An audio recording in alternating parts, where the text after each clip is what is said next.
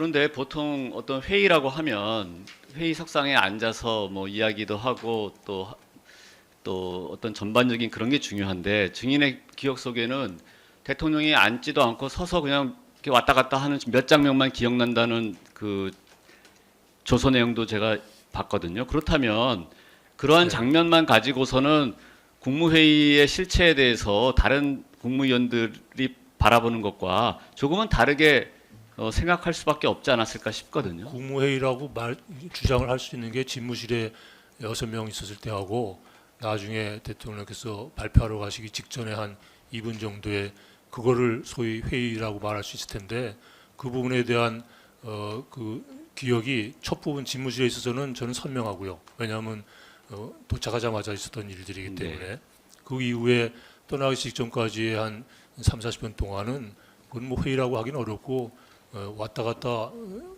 사람들이 지나가고 또 일부 도착하는 사람은 또 들어가서 대통령께 말씀드리고 뭐 그런 상황의 연속이었지 회의 형태의 그런 시간이 아니었기 때문에 네, 알겠습니다. 그에 대한 기억이 뭐 선명하냐 아니냐는 크게 중요하지 않다고 저는 생각합니다.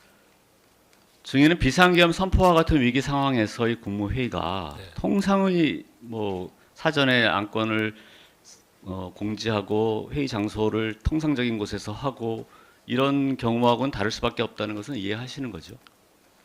글쎄 저는 비상계엄이라는 중차대한 결정 조치를 취함에 있어서는 오히려 더 완벽한 절차적 요건을 갖추면서 결정이 이루어져야 된다고 저는 그렇게 생각합니다.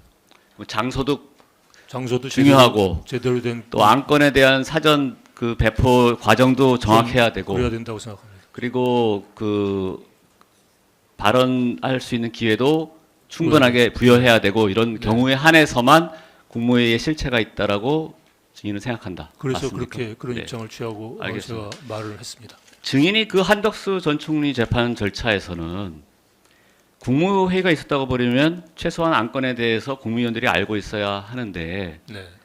뭐 두세 명 정도는 뭐 안건도 모른 채 그냥 뒤늦게 한꺼번에 우르르 왔다라는 취지로 이야기하셨고 네, 네.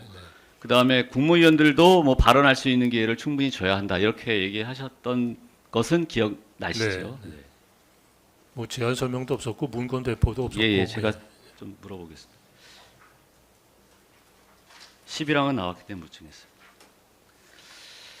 그러면 증인은 지금 대통령께서 우리가 이제 얘기하는 국무회의의 어떤 부분에서 대통령이 앉아가지고 성원이 되는 것을 체크하고 기다렸다가 결국 이제 이야기도 하고 또 오영주 장관 역시 증인의 이야기를 또렷이 기억하고서 이야기하는 것을 보면 맨 늦게 온 오영주 장관이거든요.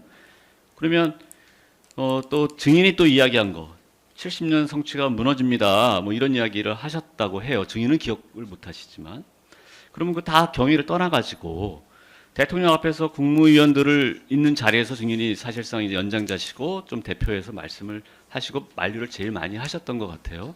그러면 그런 대통령 앞에서 만류한 사실이 있고요.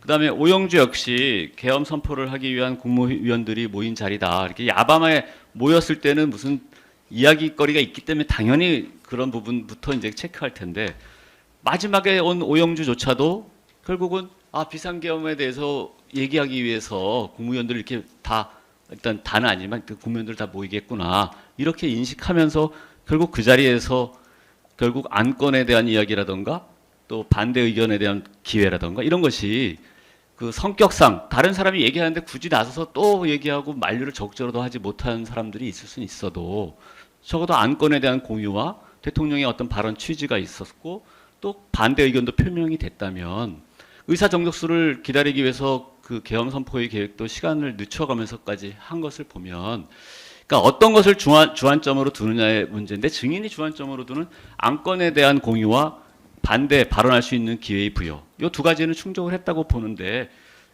어떠신가요?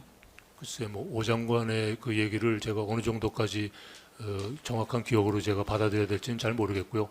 제가 기억하지 못하니까 그 부분은 그냥 그런 일이 있었다는 정도로 제 기억이 정확치 않다라는 하나의 예로서 제가 언급한 거기 때문에 거기에 큰 그 이상의 의미를 부여하고 싶지는 않고요. 다만 그 자리가 저는 바로 나간 걸로 기억할 정도로 일방적으로 대통령께서 말씀하시고 간 자리이기 때문에 저는 여전히 국무회의다운 그런 심의 토론이 있은 자리가 아니라고 저는 생각을 합니다. 네네. 저는 마치고 우리 상 변호인이 예, 뭐 필요한 사항을 다 물어보셨기 때문에 저기 반대 신문을 듣고 진행하도록 하겠습니다. 그럼 일단 지금 하신 걸로 주신문을 마치신다는 말씀이신 건가요? 예. 그럼 검사님 반대 신문 하실까요? 예.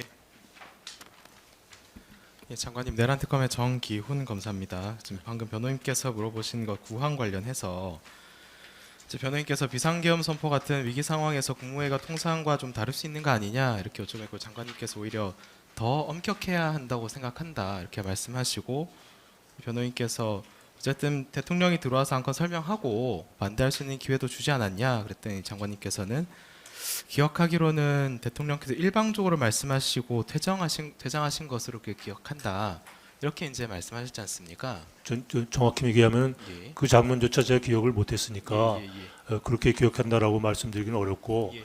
나중에 CCTV와 여러 가지 다른 국무위원들의 얘기를 종합해서 들어봤을 때 예. 그때 그렇게 2분 정도가 지나간 거지 예. 정확히 어떤 절차와 요건을 갖춰서 한 회의가 아니었다. 저는 그렇게 판단하고 있습니다. 알겠습니다. 그러면은 아까 전에 증언하셨던 오히려 비상계엄 국무회의 경우에 더 엄격해야 한다라는 말씀하셔가지고 이게 그 장관님께서 의도하시는 더 엄격하다라는 의미가 어떤 것이 좀 여쭤보고자 합니다. 우선 절차적으로 예, 우선 계의가 있어야 되고 예, 뭐 의사봉도 있어야 되고 예, 폐회 선언도 있어요. 그 사이에 제안 설명, 안건 배포가 있고 제안 설명이 있고 예, 그다음에 토론 의견을 개진할 기회가 있고 예, 그리고 회의록이 있어야 되고 예, 절차적으로 그 어느 것도 갖춰진 게 없다고 저는 생각을 하고요. 예, 그다음에 실질적으로도 안건에 대한 심각한 진지한 어떤 의견 고안이 있어야 되는데 그것도 없었고요. 예, 그저 있었다면 미리 도착했던 몇 명 그 앉아 있는 집무실에서 제가 발언할 기회를 얻어서 말씀을 드렸고 거기에 대해서 대통령께서 비상계엄을 선포하려 하는 배경과 의도에 대해서 저희들 몇 사람 앉아 있는 자리에서 한 거 그 이외에 예.